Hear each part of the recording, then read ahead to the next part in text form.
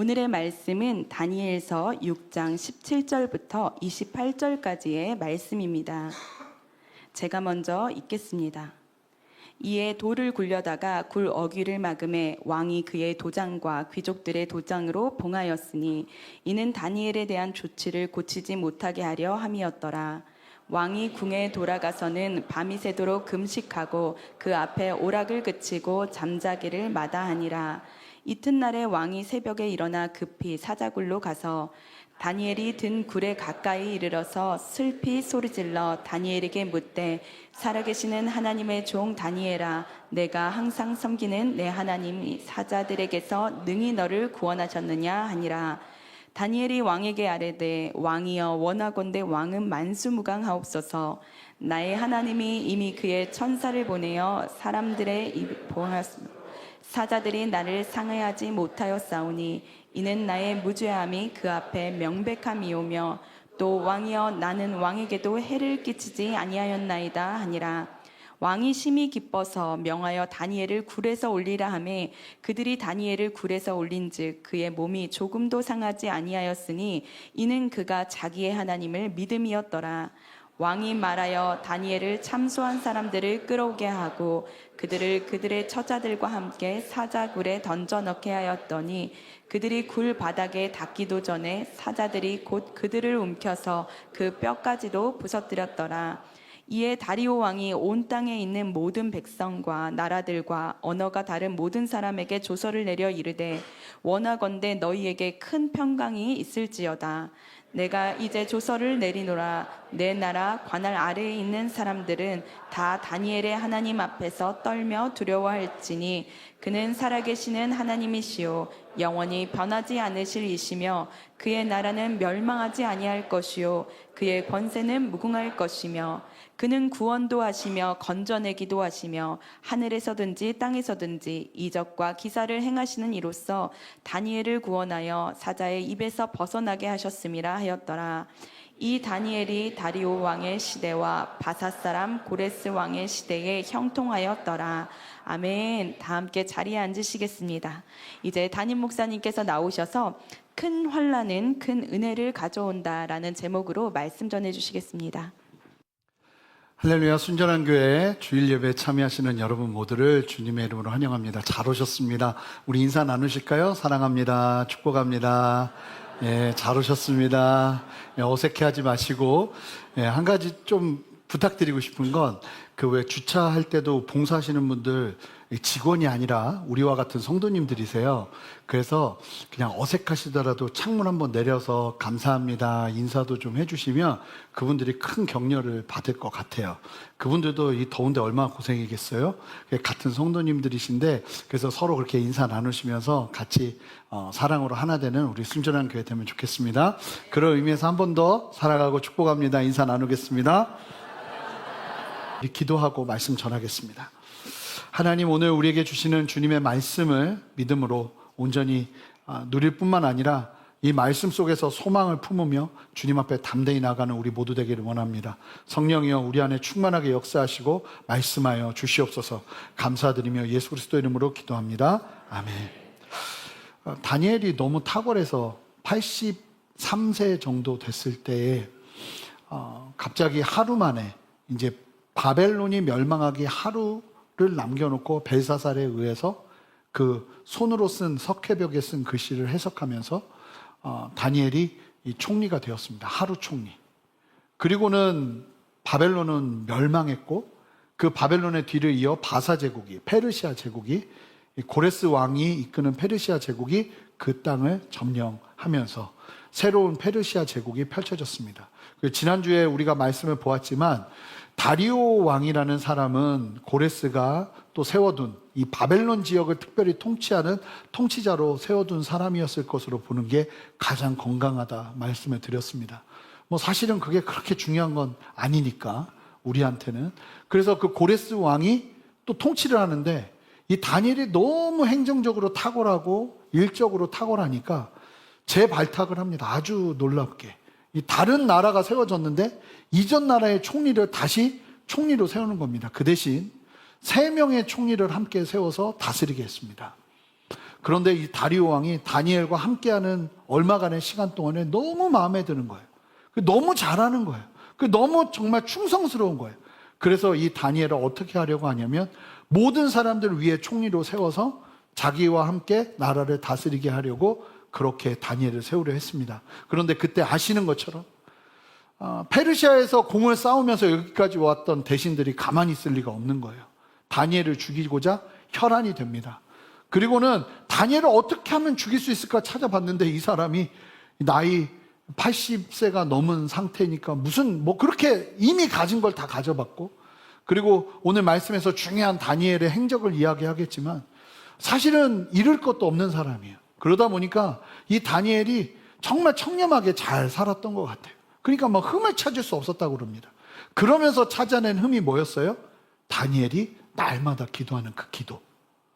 그래서 다리오 왕에게 아주 교묘하게 이 신하들이 자기들의 의견을 다니엘을 제외하고 다 모아서 찾아가서 왕권을 강화하기 위해서 한 달 동안 30일 동안 왕 외에 누구에게도 기도하지 못하도록 하는 법안을 만들고, 그 법을 어기는 사람은 누구라도 사자굴에 들어가는 사형을 처하는 일을 만들어 버립니다. 그 법안을. 그래서 왕이 도장까지 찍고 조서를 딱 만들어 놓고 그렇게 발표가 됐는데, 다니엘은 기도하면 죽는다는 걸 알아요. 그런데 다니엘은 우리가 지난주에 말씀을 보신 것처럼 하루 3번의 기도를 포기하지 않습니다. 여러분, 경건으로 어려움이 올 때, 내가 하나님을 경외함으로 어려움이 올 때 우리가 무엇으로 그걸 뚫어내야 된다고 그랬죠? 경건으로 뚫어내는 겁니다. 여러분, 기도하다 어려움이 오면 기도로 뚫어내는 게 우리의 인생인 줄 믿습니다. 여러분, 예배하다 어려움이 오면 예배로 이겨내는 게 우리의 걸음이어야 될 줄 믿습니다. 다른 걸로 이겨내는 게 아니에요. 다니엘은요, 그 상황에서 기도를 포기하지 않습니다. 그러나 그 상황을 예의주시하고 있던 관리들이 다니엘을 고소 고발합니다. 왕은 그제서야 이 법안의 목적을 알게 된 거죠. 이 녀석들이 다니엘 죽이려고 이러고 있구나. 그런데 왕의 조서가 찍힌 엄밀한 법이 제정이 되었기 때문에 여기서 뒤로 물를 수는 없는 거예요. 하루 종일 고민했다고 얘기하죠. 다니엘을 어떻게 살릴 수 있을까? 근데 살릴 수 있는 길이 없는 거예요. 결국은 다니엘은 사자굴로 들어갑니다. 그러면서 시작되는 게 오늘 말씀이에요. 자, 이 17절 말씀. 얼마나 이 관리들이 다니엘을 죽이려고 막 이 혈안이 돼 있는지가 나오는데요. 17절 말씀 우리 한 목소리로 함께 읽어보겠습니다. 함께 읽습니다. 시작. 이에 돌을 굴려다가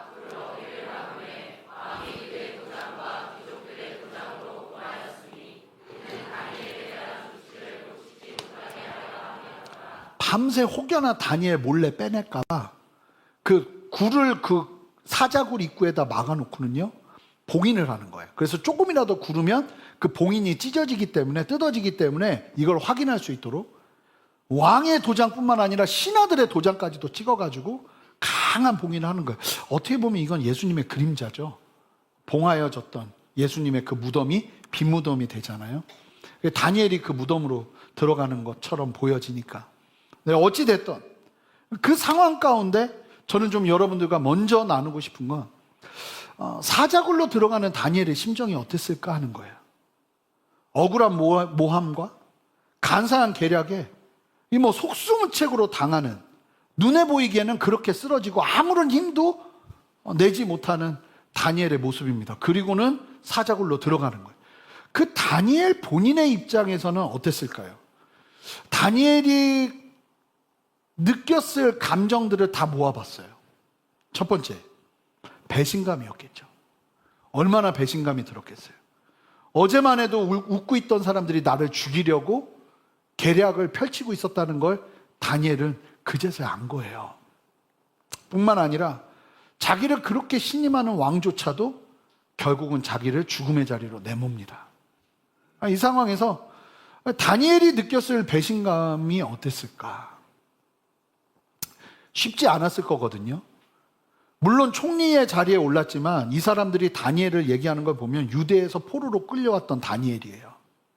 이 사람들에게는 이 다니엘이 특별한 사람이 아니라 나보다 한참 못한 사람인데, 아니 다니엘이 막 인정받으니까 죽이지 못해 안달이 나는 거죠. 그 상황에서 느꼈던 다니엘의 감정은 첫 번째 배신감이었을 거라고 봅니다. 두 번째, 억울함이었을 것이라고 봅니다. 왕을 향한 충성이 분명했음에도 불구하고 하나님께 기도했다는 것만으로, 다니엘이 오늘 본문에서도 얘기하거든요. 나중에 나는 왕에게 충성스러운 마음밖에 없습니다. 그런데 억울하게 모함을 당한 거예요. 세 번째, 이게 가장 크지 않았을까 싶은데 외로움입니다. 아무도 다니엘이 죽음으로 이제 모함을 받아 죽음의 자리로 가는데 아무도 다니엘의 그 마음과 그 상황을 헤아려 주지 않는 철저한 외로움 가운데 있습니다. 게다가 다니엘은요, 이 성경에서 그의 가족들이나 자식들이 언급이 되질 않습니다. 게다가 다니엘이 왕궁 봉사자로 어린 시절부터 특별 훈련을 받았잖아요. 그럼 그 훈련이 뭔지가 역사적인 기록에 다 나와요. 왕 곁에서 왕의 후궁들과 아내들이 있는 곳에서 왕과 함께 정치를 논하는 뛰어난 사람들을 대부분 환관으로 만들었습니다. 그래서 남자로서의 기능을 하지 못하게 하면서 가족을 꾸릴 수 없는, 그래서 다니엘이 그렇게 집에 가서도 새 친구들하고 이야기를 나누고 그런 이유가 가족이 없었다는 거예요.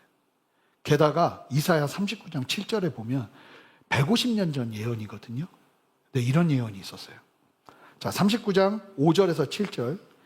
이사야가 히스기야에게 이르되 왕은 만군의 여호와의 말씀을 들으소서 하면서 이사야가 예언하는 거예요. 보라, 날이 이르리니 내 집에 있는 모든 소유와 내 조상들이 오늘까지 쌓아둔 것이 모두 바벨론으로 옮긴 바 되고, 바벨론이라는 나라가 이제 쉽게 말하면 이스라엘을 무너뜨릴 거라고 얘기하는 거예요. 옮긴 바 되고 다 끌고 갈 거라는 거죠.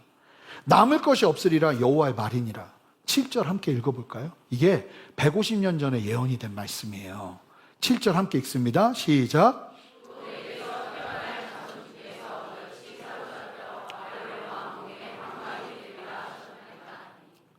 이 성경과 이 하나님의 말씀과 역사가 굉장히 밀접하게 시대 속에서 작동하고 있어요.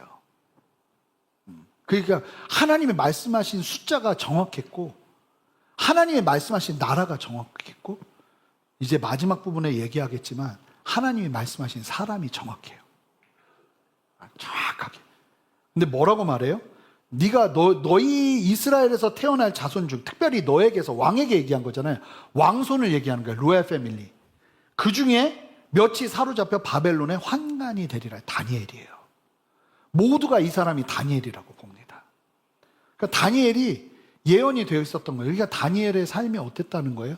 그 부잣집 아들로 귀하게 자라던 로얄 패밀리가 한순간 사실은 궁으로 끌려와서 환관이 된 거예요.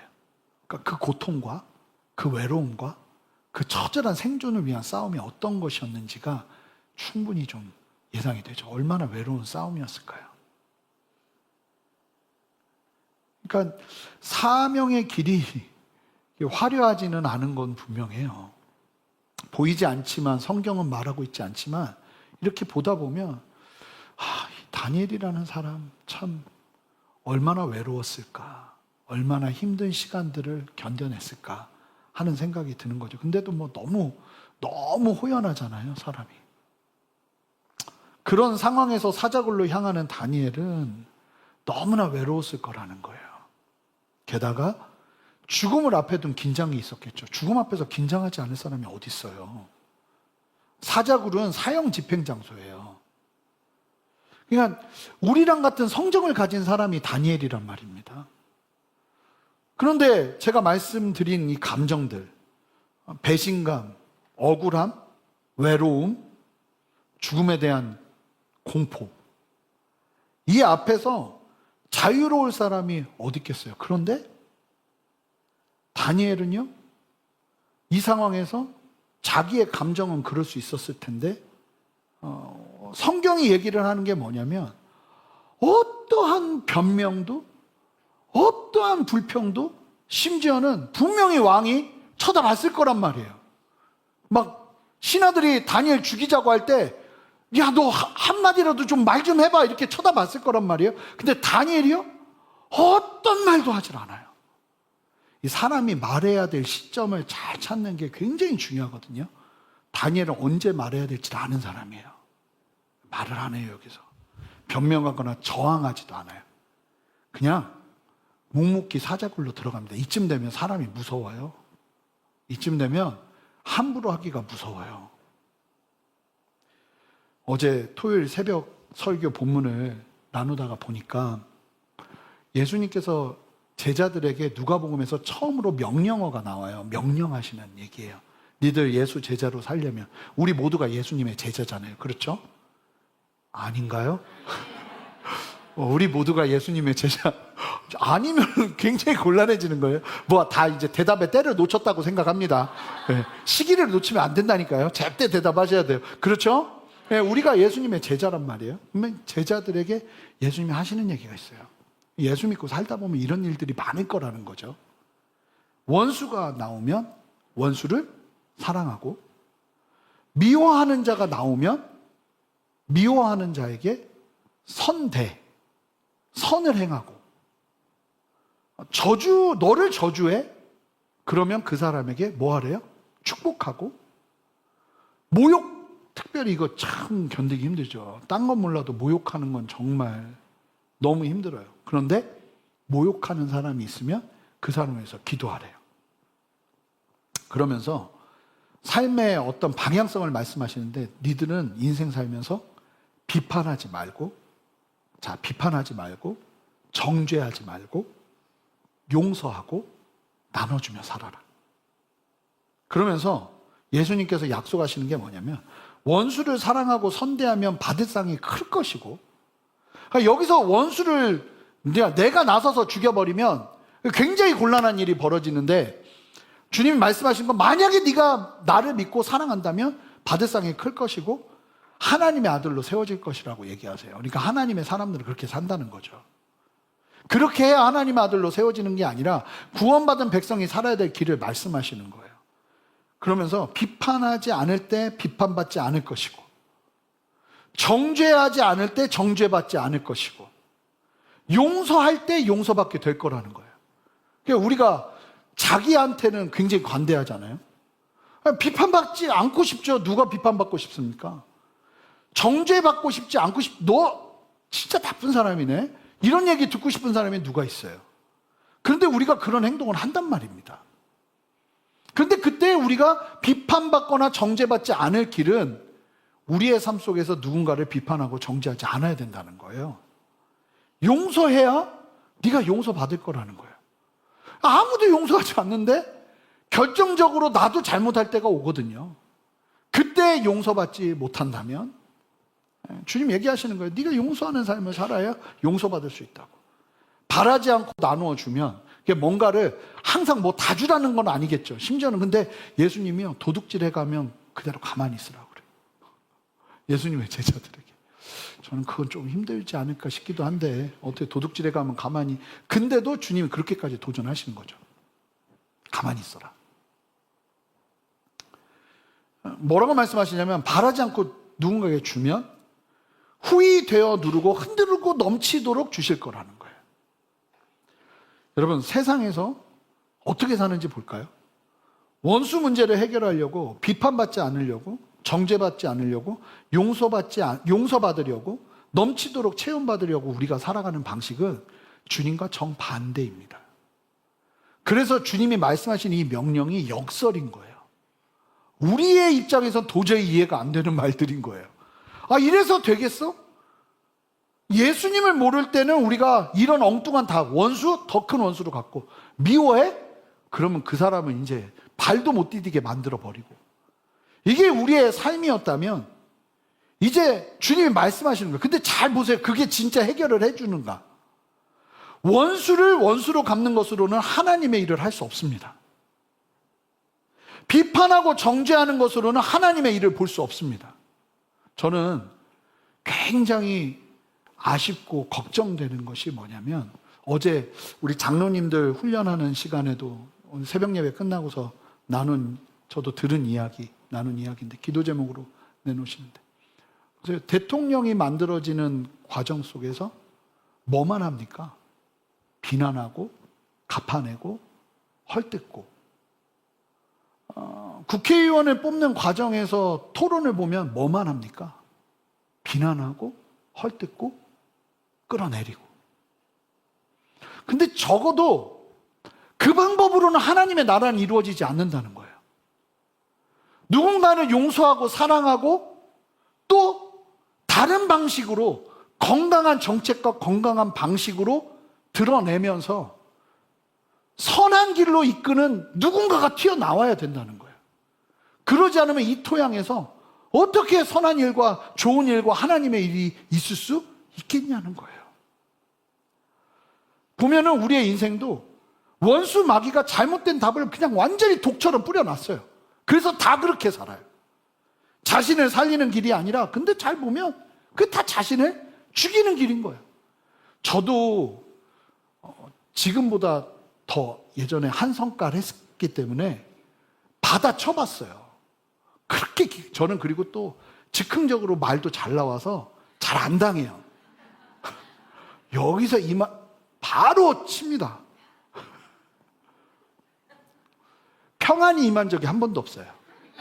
이겼거든요. You win. 내가 이겼어요. I win. 이겼어요, 내가. 근데 이상하게 찝찝해요. 이상하게 나만 나쁜 놈 된 것 같아요. 내가 이겼는데, 내가 맞는 말을 했는데. 참 신기하죠.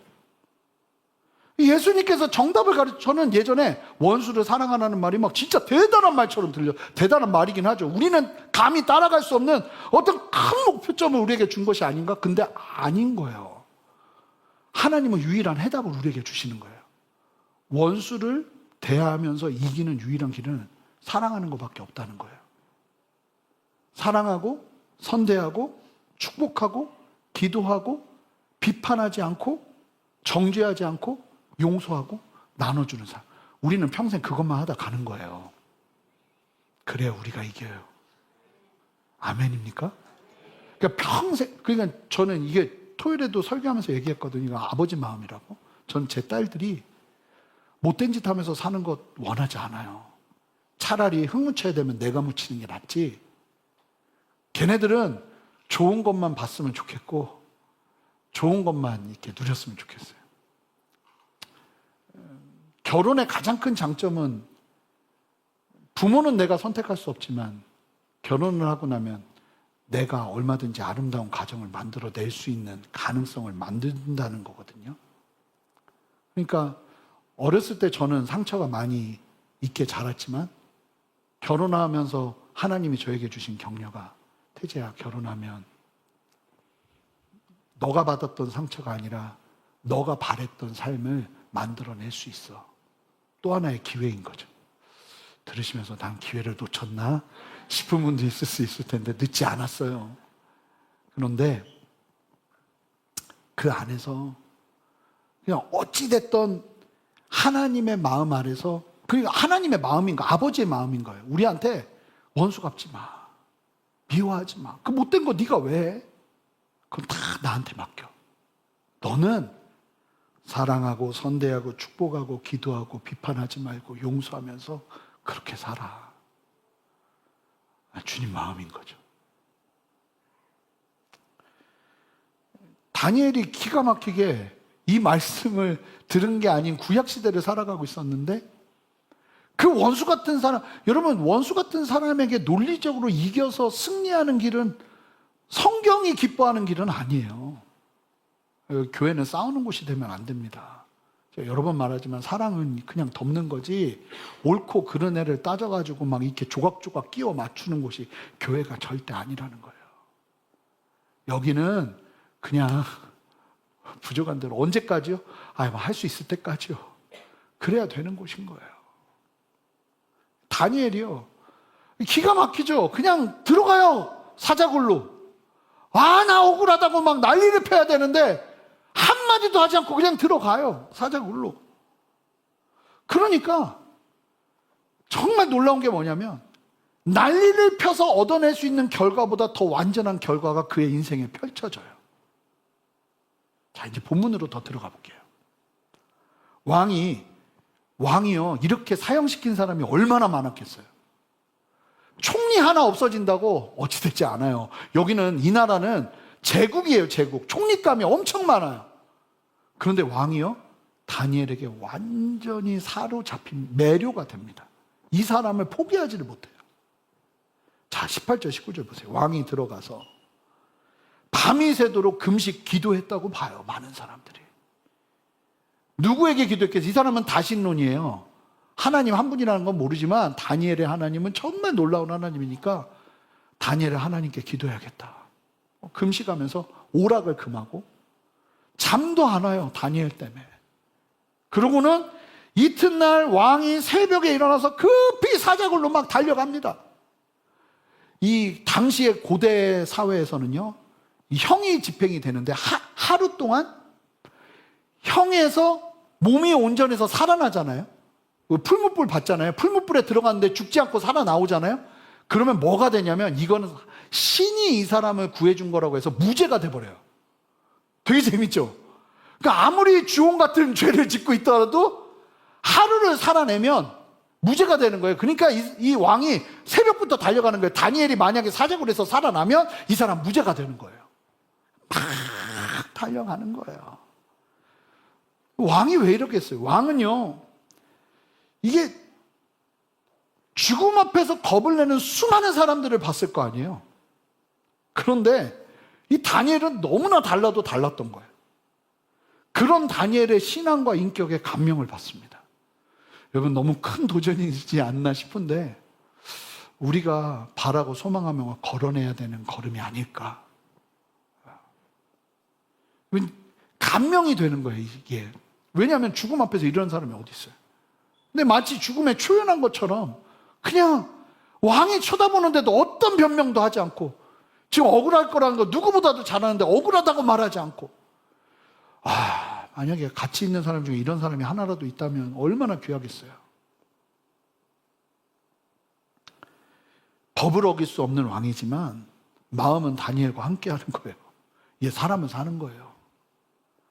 왕은 밤이 새도록 금식하며 그를 걱정하며 염려했고 다음날 새벽이 되니까 달려갑니다. 그리고는 달려가서는 20절 보세요. 다니엘이 든 굴에 가까이 이르러 슬피 소리를 질러 다니엘에게 묻되, 살아계시는 하나님의 종 다니엘아, 네가 항상 섬기는 네 하나님이 사자들에게서 너를 능히 구원하셨냐? 묻는 거예요. 그런데 저 굴 저편에서 갑자기 소리가 들리는 거예요. 21절. 왕은 만수무강하 없어서. 그러니까 뭐 소름이 끼치는 거죠. 왕은 너무 좋은 거죠. 쌩쌩한 소리가 들리니까 왕은 만수무강하 없어서, 그러니까 막 난리가 나는 거예요. 그러면서 다니엘이 이런 말을 해요. 지금 자기가 어떤 상황 가운데 있는지. 22절. 나의 하나님이 이미 그의 천사를 보내요. 이거는 예수님의 현현으로 봅니다. 대부분. 구약에 예수님이 직접 나타나셨던 적이 몇 번 있어요. 예수님의 현현으로 봐요. 근데 이 개념이 없으니까 천사라고 표현을 하는데, 그의 천사를 보내요. 사자들의 입을 봉하셨으므로. 그게 뭐예요? 다니엘이 굴로 들어가기 시작하면서부터 보이기 시작하는데 어떤 한 존재가 같이 있는 거예요. 그리고 그 존재가 사자들을 다 한쪽으로 몰아서 입을 막고 있는 거예요. 참 기가 막히죠? 다니엘의 세 친구들이 풀무불에 들어갔을 때 3명이 풀무불에 들어갔는데 몇 명이 보였죠? 4명이 보였어요. 그 왕이 놀라가지고 저 또 한 명 누구야? 근데 거기에만 있었어요. 왜? 하나님은 좀 그래요. 잡힐 때 좀 먼저 나타나셔서 야, 입 다 닫아버리고 그냥 다 입 꼬매버려가지고 말도 못하게 해버리고 이러면 그냥 끝날 건데, 가만히 지켜보시다 아쉬운, 정말 서운한 침묵을 하고 계시다가 왜 꼭 그 사자 굴에만 그러니까 사자 굴로 가야 돼, 우리가.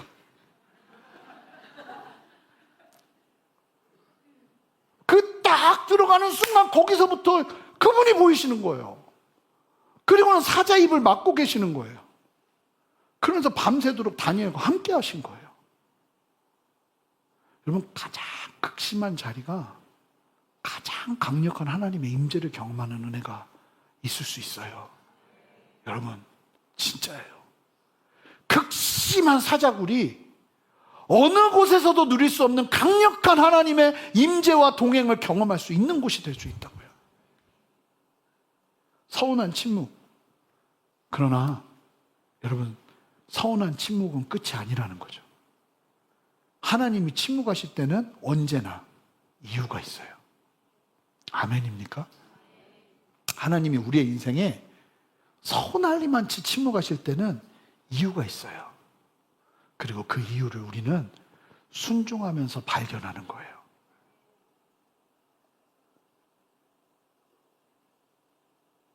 그러면서 다니엘이 얘기하죠. 사자굴에서 다시 좀 말씀을 22절 보여주시면, 자기가 밤새도록 해를 당하지 않았으니 왕이여 나는 무죄입니다. 그러면서 짧은 항변을 합니다. 근데 이 기가 막힌 말을 이 정확한 타이밍에 얘기합니다. 여러분, 신앙인은 시기를 잘 알아야 돼요. 타이밍을 잘 알아야 돼요. 뭐라고 말하냐면, 자신은 왕에게 어떠한 해도 끼치지 않았다는 호소를 이때 해요. 그러니까 이 말에 힘이 확 붙어버립니다. 자, 아마 다니엘이 잡힐 때 저는 죄가 없어요 아무리 얘기해도 그 말에 힘을 얻기 힘들었을 거예요. 아무도 그 말에 힘을 더하지 않았을 거예요. 그때 해야 될 말이 아닌 거예요. 그러면 그 말을 언제 하는가? 그 결정적인 말을 하나님의 극적인 도우심과 역사하심을 경험하면서 거기에서 힘을 받아 말하기 시작하니까 세상이 줄 수 없는 힘이 그 말에 붙어버려요. 그리고 예를 들면, 여러분, 이게 우리의 삶에 반드시 필요하다. 여러분, 순종하면서요, 하나님의 일하심이 드러나면서 우리가 해야 될 말이 있어요. 예를 들어 볼게요. 제가 만약에 우리 여기 지금 장소 너무 예배 준비하는 것도 그렇고, 이제 좀 주차도 막 다 못 들어오고 나가시는 분들도 있고 이러니까 이게 좀 불편하니까 제가 갑자기 밑도 끝도 없이 우리 성전 좀 옮겨야겠습니다. 그렇게 얘기하면 힘이 안 붙을 거예요. 아마 괜한 오해만 가져오지 않았을까. 그런데 하나님의 도우심이 분명하게 붙으니까 그냥 모두가 아는 거예요. 그리고 거기에 그냥 저는 한마디만 하면 되는 거예요. 우리 옮겨야 될 때가 된 것 같습니다. 그러니까 다 그 말에 반대하는 분이 아무도 없었어요. 정말 은혜 안에서 이 일이 그냥 힘을 얻는 거죠. 왜요? 하나님의 일하심이 보이니까요. 다니엘이 이때서 하나님의 기적을 경험하고 한마디면 하면 되는 거예요. 나는 왕을 향한 충성이 변함이 없습니다. 해야 할 마음이 없습니다. 이 한마디에 어떤 대신도 반론을 제기하지 못할 명분과 힘을 갖게 되는 거예요. 그래서 여러분, 예수 믿는 사람은 순종의 역사를 통해서 하나님의 은혜를 경험하며 힘을 얻는 거예요.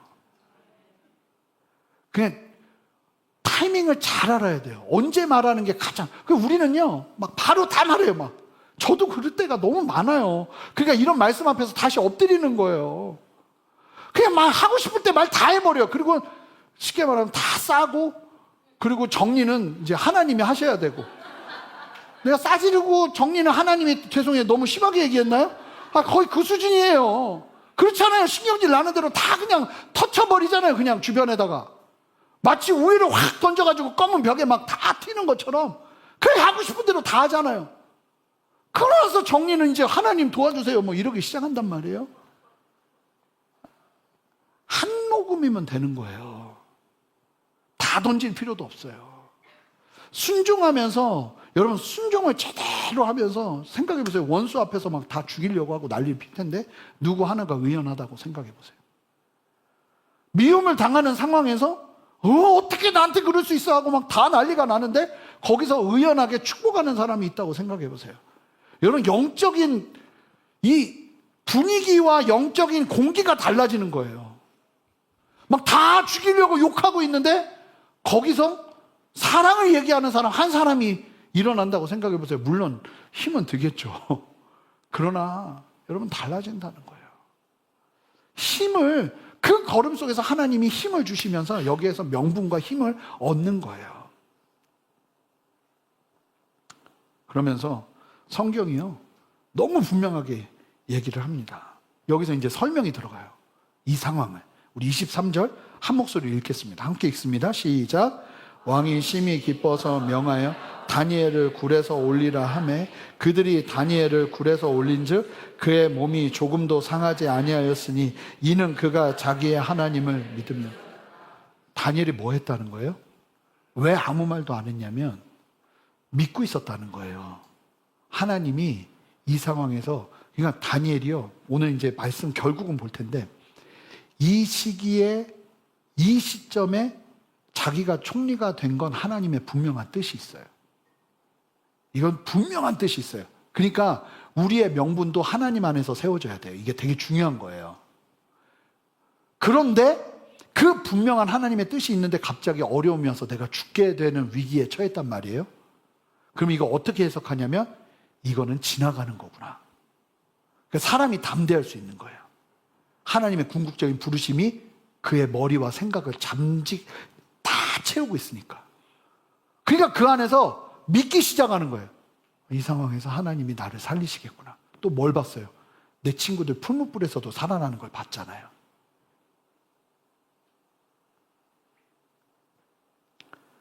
여러분, 믿음이 마치 아무 힘이 없는 것처럼 느껴질 때가 있어요. 그런 상황을 만날 때 내가 믿음이 예수 믿지 않았으면 더 좋지 않았을까 하는 도전이 올 때가 있어요. 저도 좀 부끄럽지만 제가 예수님을 정말 잘 믿을 때 여러 가지가 다 안 되더라고요. 전 인생이 풀려본 적이 없어요. 항상 뭘 이렇게 제대로 해본 적도 없고 부끄러운 삶을 많이 살았어요. 정말로.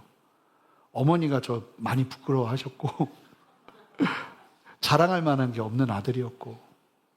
근데 제가 무슨 생각을 하기 시작했냐면요, 사역자 때 예수 믿어서 이런 거 아니야? 라는 생각을 부끄럽지만 하기 시작하더라고요. 하염없이 빠져들더라고요. 잘 보니까 예수 믿기 시작하면서부터 내 인생이 꼬이기 시작했어. 이런 생각이 막 나를 채우기 시작하는 거예요. 막 기가 막히더라고요. 예수 믿어서. 그렇게 느껴질 때가 지금은 안 그러죠. 지금까지 그러면 사람이 아니문이다죠. 근데 여러분, 그런 때가 올 때요, 정말 필요한 게 뭐냐면 믿음을 유지하는 용기예요. 믿음을 유지하는 용기요. 그래도 붙잡는 용기. 보면은 막 우상을 많이 섬기다가 예수 믿으시는 분들은 고생을 엄청 하세요. 악몽부터 시작해서 막 진짜 귀신 보고 막 그래가지고 무슨 얘기를 대부분이 하냐면 다시 돌아갈까 봐요. 너무 힘들어요. 막 진짜 그러세요. 한두 분이 아니에요. 근데 그때 제가 무조건 하는 얘기가 이제 조금 더 참으셔야 된다고. 믿음으로 견디셔야 된다고. 그거 지나가야 된다고. 근데 지나가면 싹 사라져요. 그러니까 우리가 아무 힘이 없는 것처럼 보여지는 그 믿음의 무력함을 보는 것처럼 느껴지는 그 상황을 만날 때 믿음을 지켜내는 용기가 우리에게 필요한 거예요. 다니엘은 믿음을 지키고, 그러자 어떤 일이 벌어지는가? 24절 한 목소리 읽습니다. 시작.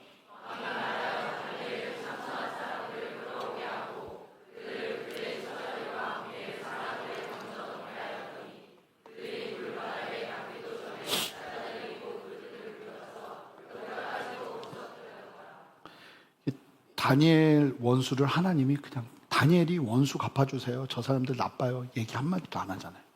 하나님이 정리하세요. 이 다리오 왕도 너무 분했던 거예요. 이놈들이 이런 악의를 가지고 다니엘을 죽이려고 이런 법을 만들어? 그냥 막 가족, 처자까지 다 집어넣어서 사자굴에 집어넣으니까 바로 죽는 거죠. 이게 자유주의 신학자들이 해석해 놓은 걸 좀 봤는데 너무 기가 막힌 게, 이 사람들은 이성적으로만 이걸 보잖아요. 그랬더니 어떤 해석을 하냐면 다니엘이 너무 빼싹 말라서 사자들이 안 먹었다는 거예요. 그림을 보면, 어떤 작가의 그림을 보면 다니엘이 뼈밖에 없어요. 이러면서 뒷짐지고 있고 사자들 뒤에서 막 이러고 있고 뭐 이런 게 있거든요. 아니 왜 믿어요? 그러면 믿지 말지. 뭐 이게 빼싹 말라가지고 이게 마른 치킨이 얼마나 맛있는데 몰라서 그래요. 근데 아이가 말도 안 되죠. 근데 하나님이요, 로마서 12장 19절 우리 한 목소리 읽어볼까요? 하나님이 이런 말씀하십니다. 함께.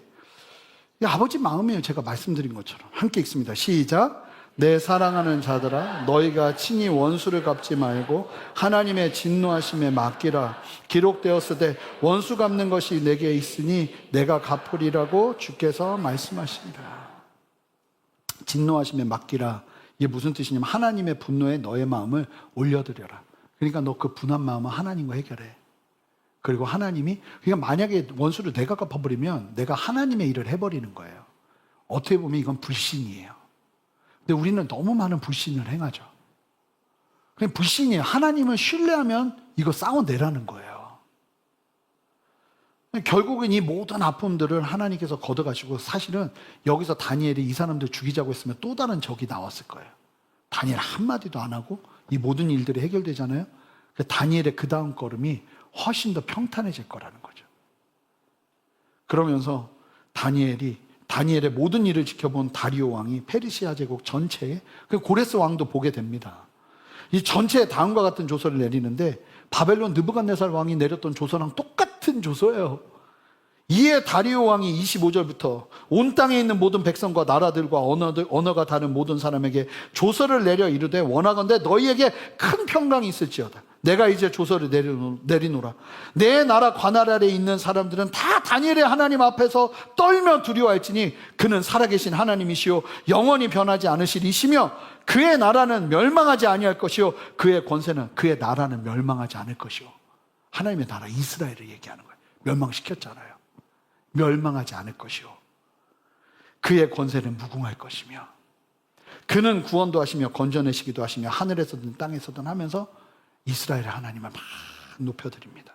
그러면서 마지막, 다신론이었기 때문에 뭐 정말 믿었다 이렇게 보기는 힘들지만 너무나 분명하게 이 다니엘의 하나님을 향한 믿음이 일어난 건 분명했던 것 같아요. 그런 상황에서 오늘 마지막 하이라이트, 이 본문을 보도록 하겠습니다. 28절 한 목소리 힘차게 읽습니다. 함께 읽습니다. 시작.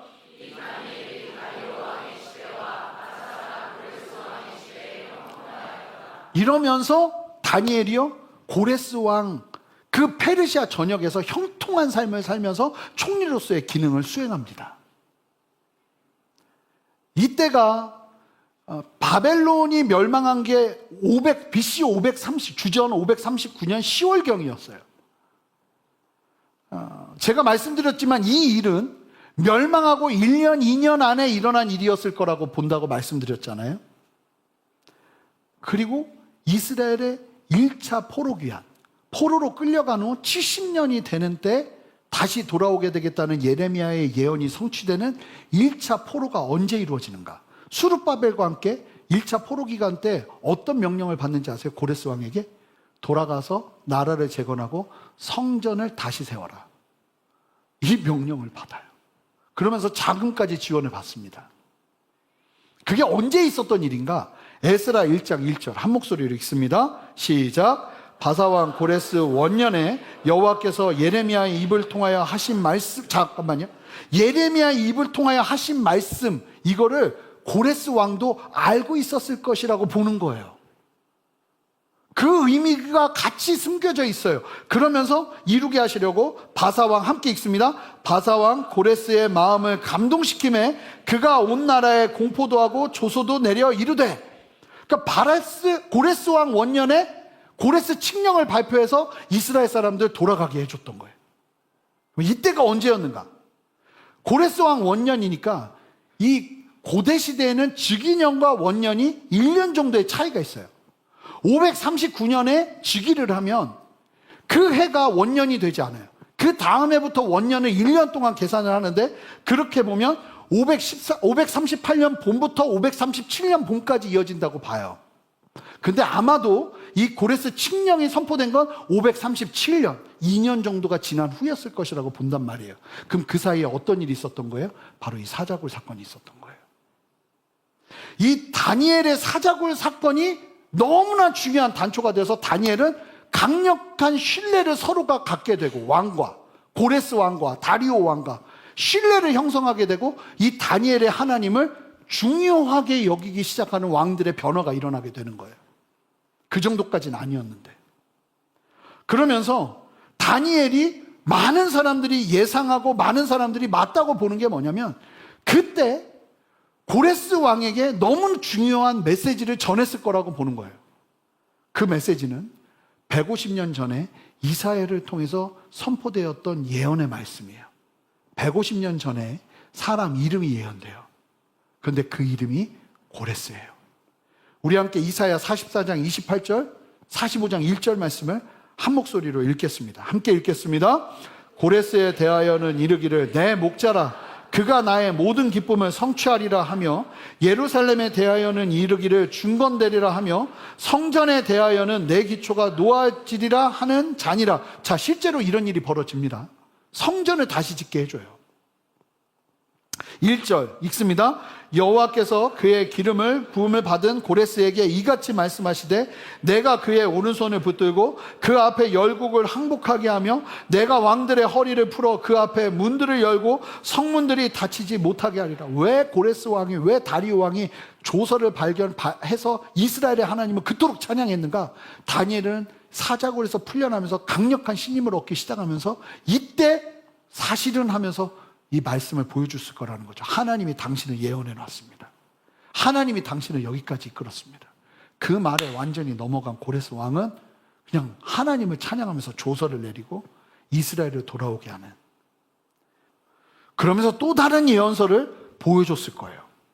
예레미야 29장 10절입니다. 예레미야가 보냈던 편지. 이제 7장부터는 다니엘이 지금까지의 총리 생활 중에 있었던 특별한 하나님과의 만남을 담아내기 시작합니다. 근데 그 중에 내용을 보면 예레미야의 편지를 묵상하다가 하나님 앞에 금식하고 기도하면서 전략적으로 하나님 앞에 준비하기 시작하는 얘기가 나와요. 자, 예레미야가 어떤 편지를 썼는가? 자, 29장 10절을 여러분의 목소리로 읽어주시기 바랍니다. 함께 읽겠습니다. 여호와께서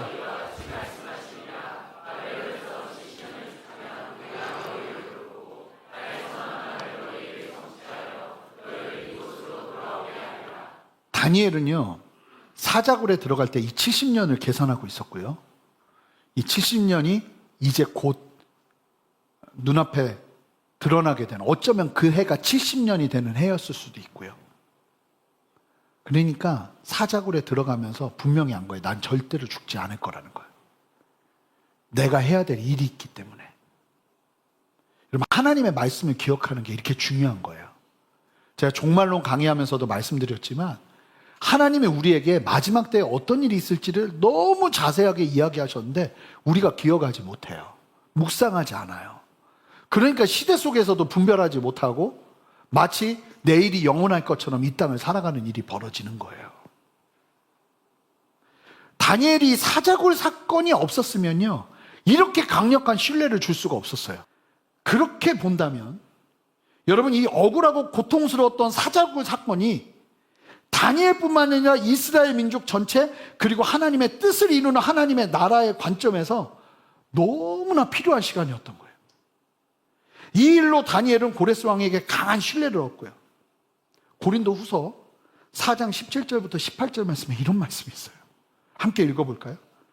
우리가 잠시 받는 환난에 경한 것이 지극히 크고 영원한 영광에 중한 것을 우리에게 이루게 하면, 이게 무슨 얘기냐면, 우리가 예수님을 잘 믿는데 인생 가운데 환난이나 어려움을 당하는 이유가 있는데 그 이유를 설명하는 거예요. 만약에 내가 죄 짓다가 환난 당하면 그건 어쩔 수 없는 건데, 정말 주님을 사랑하고 주님의 뜻대로 순종하려고 하는데 내 인생에 환난이 온다, 그러면 그거는 목적이 분명하다는 거예요. 그 목적이 뭐냐면 환난에 경한 것을 통해서 뭘 한다는 거예요? 크고 영원한 영광에 중한 것을 우리에게 이루시는 하나님의 역사가 있다는 거예요. 아멘입니까? 그래서 그 믿음이 있는 사람들은 18절, 우리가 주목하는 것은 보이는 것이 아니요, 이 분명한 믿음이 있는 사람들은 보이지 않는 것이니, 보이는 것은 잠깐이요 보이지 않는 것은 영원합니다. 그러니까 제가 신앙에서 중요한 게 뭐라고 그러죠? 첫 번째, 뭐가 중요한지 알아야 된다. 인생에서 뭐가 중요한지 알아야 된다. 두 번째, 멀리 봐야 된다. 바로 눈앞에 있는 거 보면 안 된다. 멀리 봐야 된다. 그 얘기를 하는 거예요. 이걸 아는 사람들은 고난이 왔다고 바로 이게 뭐예요 이러지 않고 다니엘처럼 담담하게 그것들을 믿음으로 이겨낸다는 거예요. 그리고 이겨내면 더 큰 은혜가 그 고난 다음을 기다리고 있다는 거예요. 제가 인생을 살면서 주님을 정말 사랑하고 주님 그분을 너무 따르고 싶은데 말도 안 되는 고난이 올 때가 있더라고요. 그런데 그 다음에는요, 제가 언제나 100% 언제나 그럴 때는 그 다음에는 항상 하나님의 은혜가 나를 기다리고 있었어요. 그러니까 지금은 어떠냐면요, 내가 정말 분명히 아무리 생각해봐도 내가 뭘 잘못한 게 없어요. 그런데 고난이 찾아와요. 그러면 마음 한구석에서 기대가 일어나는 거죠. 하나님이 무엇을 하실까? 뭔가 계획하고 계시는구나. 우리가 잠시 받는 환난에 경한 것을 통해 하나님의 위대한 중요한 것을 이루시는 그 계기가 시작됐구나. 그 다음부터는 이 꽉 깨물고 버텨내는 거예요. 사랑하는 성도 여러분, 큰 환난을 큰 믿음으로 통과한다면 오늘 설교 제목처럼 큰 은혜를 가져올 줄 믿습니다.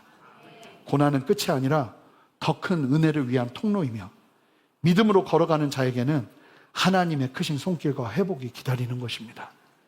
오늘 사자굴의 고난을 통과한 다니엘처럼 저와 여러분들이 담대하게 여러분들의 삶의 어떠함들을 이겨내는 그 은혜 위에 있으시기를 주님의 이름으로 축복합니다. 함께 기도하겠습니다.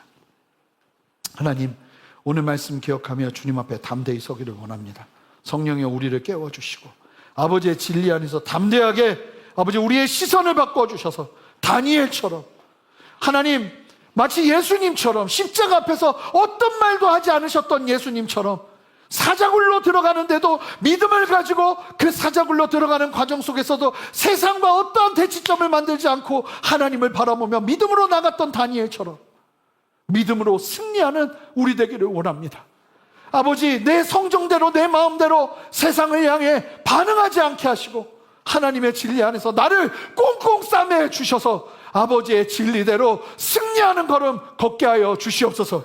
오늘 말씀의 제목처럼 큰 환난이 큰 은혜를 가져오는 놀라운 은혜의 생명의 역사를 우리 모두가 누리기를 원하오니 주여 함께하여 주시옵소서.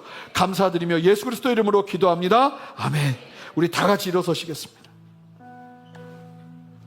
우리 함께 기도하며 나갈 때, 우리 함께 찬양하며 나갈 때 이 찬양 가사 묵상하면서 함께 믿음으로 고백하면서 주님 앞에 전심으로 찬양하고 우리 뜨겁게 기도하며 주 앞에 나가겠습니다. 고백합니다. 내게 허락하신 시련을 통해 나의 믿음 더욱 강하게 자라나고 험한 산과 골짜기 여러분 목소리 높여 고백하세요. 지나는 동안 주께 더 가까이 나르리. 더 믿음으로 고백하세요. 내가 겪는 시험이 어렵고 힘겨워도 내 주님보다 크지 않네. 내 앞에 바다가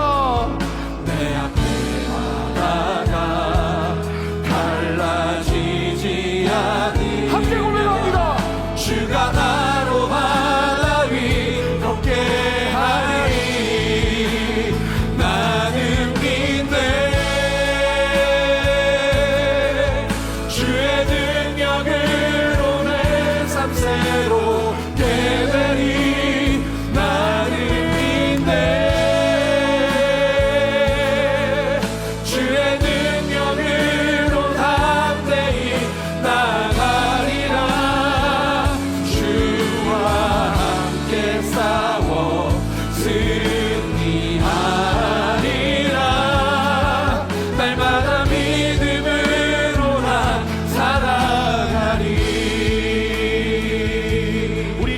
주인들이 고백합니다. 내게 허락하신 시련을 통해 고백하세요. 나의 믿음 더욱 강하게 자라라고.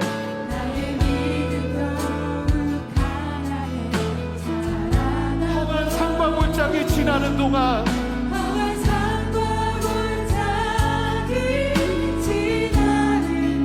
주께 더 가까이. 주님 그렇습니다. 고난 가운데 주님을 더 깊이 만나기를 원합니다. 우리 함께 한 목소리로 고백합시다. 내가 겪는 시험이 어렵고 힘겨워도 내 주님보다 크지. 우리 함께 다 같이 믿음의 두 손을 높여 줍시다. 내 앞에만 하나 갈라지지 않으리. 아멘. 주가 나로 바다 위 걷게 하리. 나를 믿네. 나를 믿네. 주의 능력으로 내 삶을. 아멘. 이 시간 불같은 믿음이 일어나게 하여 주시옵소서. 이 시간 주님의 마음으로 주님의 말씀으로 승리하는 길을 선택할 수 있는 용기를 더하여 주시옵소서. 할렐루야. 나가리라. 주와 함께 싸워 승리하리라. 날마다 믿음으로 나 살아가리. 우리 함께 두 손을 들고 주님 앞에 기도하며 나갈 때 하나님 나의 삶에서 믿음 변치 않고 붙잡고 나갈 수 있는 용기를, 믿음의 용기를 더 있기를 원합니다. 이 시간 내 안에 그 믿음 부어 주시옵소서. 더 강력한 믿음으로 일어나게 하여 주시옵소서. 함께 주님의 이름 한번 부르며 기도합니다. 주여. 주님 역사하시는 주님을 주와 함께 싸워 승리하리라. 날마다 믿음으로 나 살아. 나는 믿네. 믿네. 주의 능력으로 내 삶을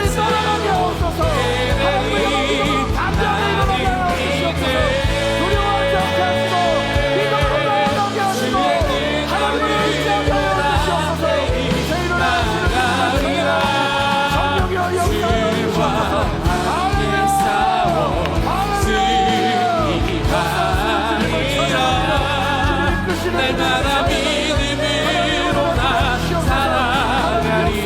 나는 믿네. 주의 능력으로 내 삶 새롭게 되리.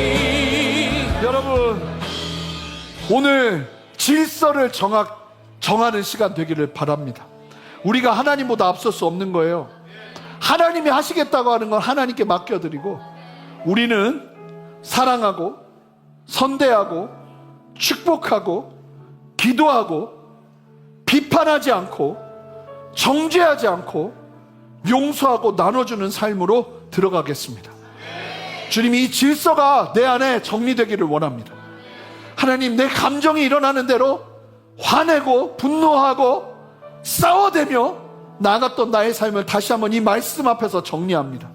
주여 역사하셔서 다시 한번 내 전부가 되시는 주님, 나를 채우셔서 하나님을 신뢰하며 나아가게 하시고 하나님이 원수 갚아 주십시오. 하나님이 다루어 주십시오. 나는 하나님 안에서 좋은 것들만 붙잡으며 나아가는 그 믿음의 삶을 지켜내겠습니다. 주여 역사하여 주시옵소서. 그렇게 같이 함께 결단하면서 함께 두 손을 들고 하나님 주의 영으로 충만하게 하셔서 이 싸움에서 승리하게 하시고 이 질서를 정하게 하여 주시옵소서. 함께 주님의 이름 한번 부르며 기도합니다. 주여.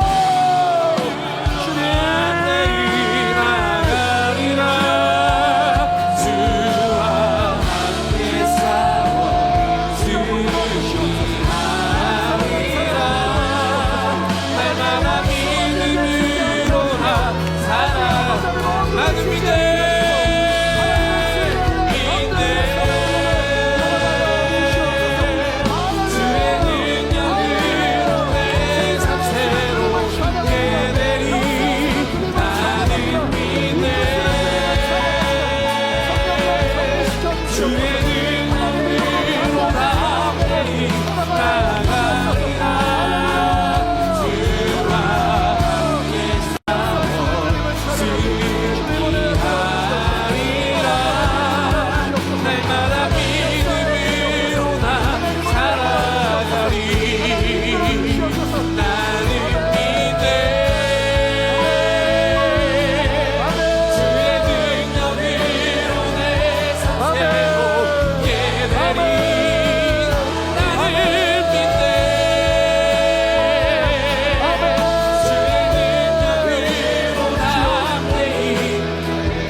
시간 특별히 나라를 위해서 기도할 텐데 하나님 영적인 토양을 바꿔달라고 기도할 거예요.